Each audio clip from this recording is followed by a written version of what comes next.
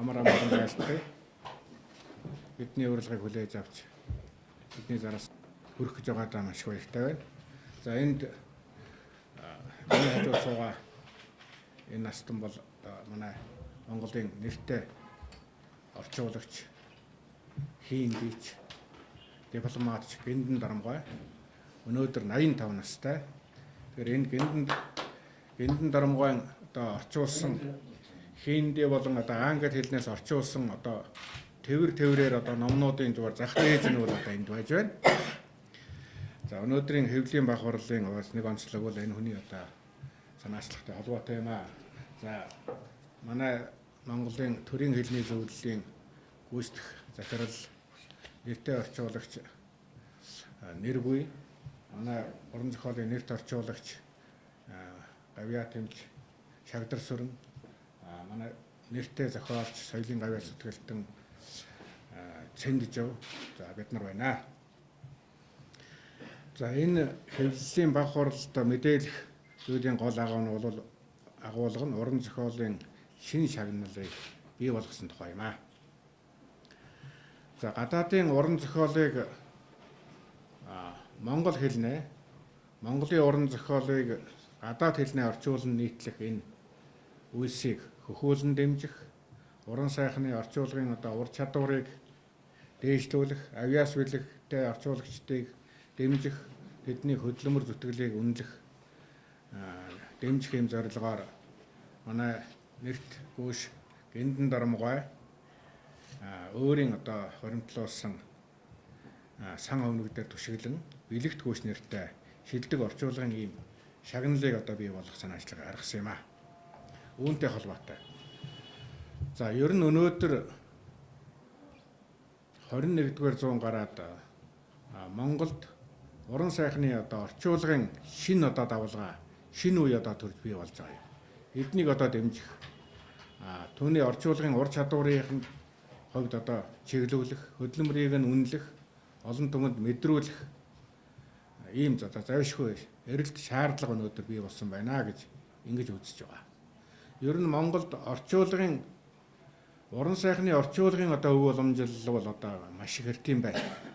Зүгээр яг бидэнд одоо товтой гарт баригдсан томоохон одоо орчуулгын биш одоо ийм өв гэх юм бол 1305 онд Чойжи Адсэр бандида энтхийн одоо их мэрэгэн Шантидевагийн бодисодын явдалд орох үе гэдэг их алдартай туйлсын одоо их том шүлгэлсэн бүтээлийг одоо орчуулсан байдаг. Банзарч гэдэг бүдийн шашныг одоо гүн одоо мөн шүлгэлж орчуулсан зэрэг одоо ийм томоохон одоо бүтээлүүд бидний үе хүртэл яг одоо дамжиж ирсэн байна. Иннээс авч үзэх юм бол Лавтая 800 гаруй жилийн одоо уран сайхны орчуулгын түүх байна. Хоглын хааны ордны дэргэд уран сайхны орчуулгын их том хороо ажиллаж байсан.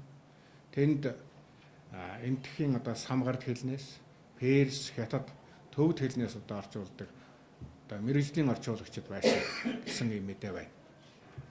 За түүнээс одоо наашлаад орчуулгын одоо хэд хэдэн одоо үеийг дамжсаар Лэгдэн хотог тааны үед одоо орчуул эмхлэгдэж хэвлэгдсэн ганжуур данжуур их одоо хөлгөн 335 бот бүтээлүүдийг бол үе үеийн Монголын одоо нэртэй орчуулагч гүйш орчуулж ирсэн. Тэрний одоо цамралгийн дээжихэд 335 бот одоо тоологдож байна шүү дээ. Ийм их одоо орчуулгын өвийг монголчууд бүтээжээ.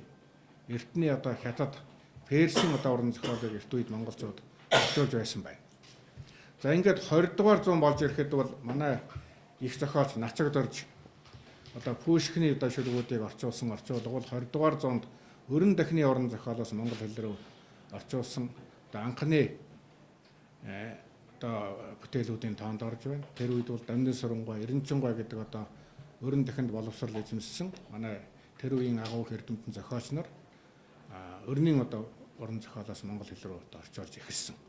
Ингээд өнгөрсөн 20 дугаар зуунд дэлхийн сонгодог орон зохиолын одоо асар их одоо том орчуулгын сан хөмөргийг, Эрдэнэсийн одоо сан хөмөргийг монголчууд бий болгосон.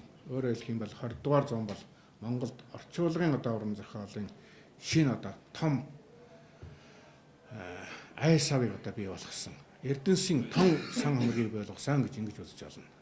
За 21 дугаар зуун гараад манай орчуулгын өмнөх үеийн одоо мастеруудын Уур ухаан одоо улам орчуулгын эрдэм улам нарийн саживгагийн хажуугаар шин залуу одоо орчуулагчдын бүхэл бүтэн игнэ бий болж хаяагаан тэлж байна. Одоо миний одоо дэргэд сууж байгаа энэ одоо хүмүүсүүд одоо Гэндан Дарамгой гэхэд энтхийн одоо эртний одоо Ведийн үеэс уламжлалтай 5000 жилийн одоо цаатайгаас одоо авч яригддаг энэ их одоо хөлгөн тойсуудыг Гэндан Дарамгойн энэ орчуулгын одоо энэ энтхийн эртний орон зохиолын орчуулгын сан хөмөргийг зүгээр одоо өнөөдөр шинээр дахиад эхлэе гэх юм бол нэгэн одоо том хүрээлэн орчуулгын одоо томоохон баг 10-аас 20 жил одоо хийхээр юм ажил байна. Энэ ийг бол одоо ганцаараа хийснийг та бүхэн одоо мэдж байгаа. Манай одоо Нэргүйгийн одоо орчуулгын одоо сан хөмөргийг та бүхэн одоо мэдж байгаа. Манай Шагдар сүрэнгийн одоо орчуулга хичнээн одоо ариун билээ. Та нар одоо мэдж байгаа.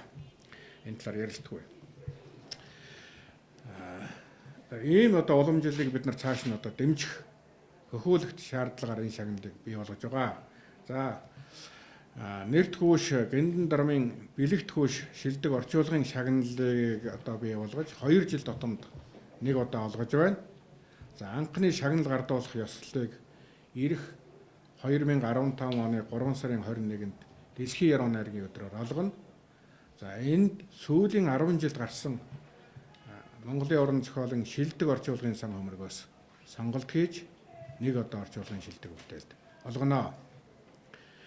Үүнээс цаашаагаан 2 жил дотомд гарсан орчуулгын бүтээлүүдийн сан хөмөрг дотроос сонголт хийж тусгай одоо мэргэжлийн зөвлөл хэлэлцсэн шилдэг бүтээлийг шалгаруулад нийтэд зарлаж шагнал гардуулах ёслолыг одоо ёслолын одоо өндөр хэмжээнд зохион байгуулж байх юм аа.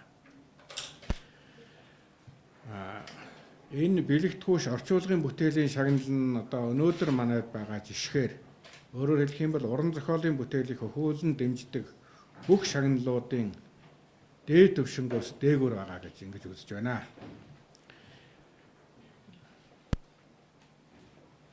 За энэ шагнал нь бол бэлэгдлийн цом, диплом 2500 Америк доллартай тэнцэх мөнгөний шагнал байна. Энэ нь бол тухайн одоо жишгээр Америк доллартай жишиж Монгол төгрөгөөр олгож байна. Тухайлх юм бол өнөөдрийн одоо жишгээр бол 4 сая 600 мянган төгрөгтэй тэнцэх ийм шагнал байгаа юм аа. Одоогоор бол албан ёсоор одоо Монголын төр засгаас ч гэсэн одоо бусад олон нийтийн байгууллагаас олгож байгаа уран зохиолын бүтээл олгож байгаа энэс одоо өндөр шагнал ийм мэдээ одноогоор байхгүй байна. За Гэндан Дарамгойн талаар та бүхэнд товчхон одоо танилцуулах зүйтэй. Гэндан Дарамгой бол Завхан аймгийн Нөмөрг суманд төрсөн 29 онд агуу их яруу найрагч явуу холонтой одоо нэг үеих Сэнгийн Эрдэнэ гойтой нэг үеих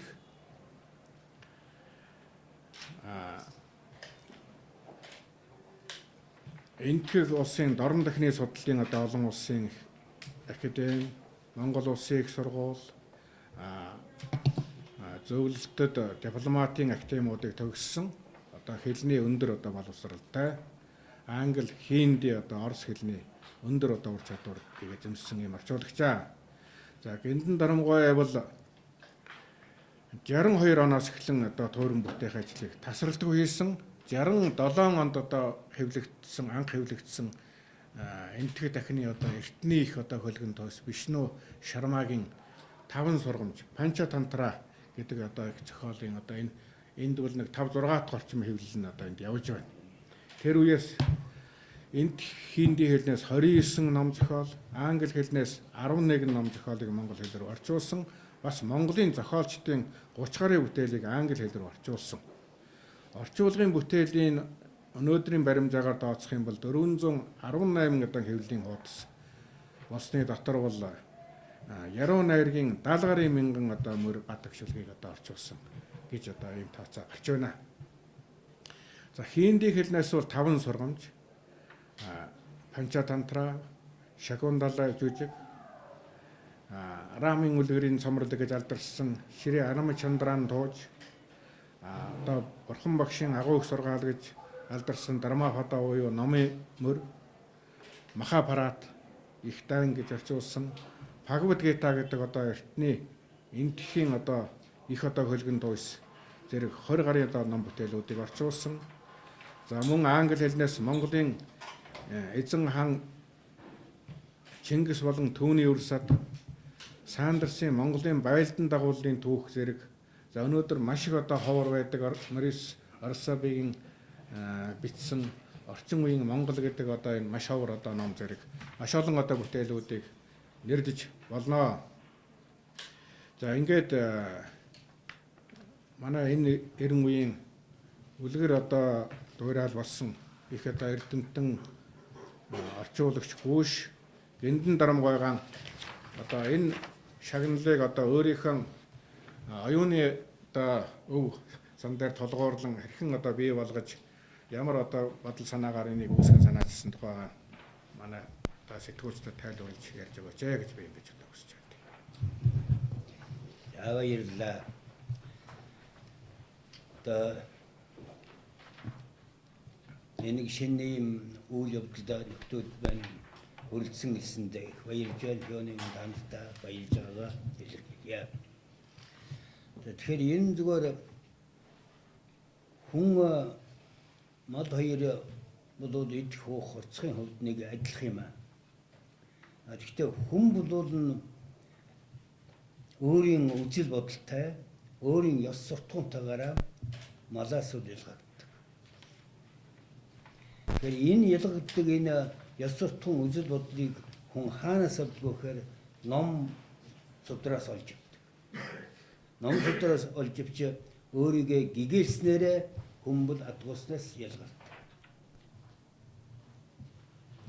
Ийм ч учраас ертөнцид ер нь өөрийгөө гэгээлэх, ертөнцийг гэгээлэх гэдэг асуудал бол нэн тэргүүнд тавьж ирсэн юм төвхтэй ирээс. Сая манай Миндоя ярьлаа. Манай монголчууд хизэнээс хэдүүгээс их тийм соёлтой ардсан байсан гэдгийг товчлууллаа. Би 1950-ад оны дундуур энтэгч яв суралцсан.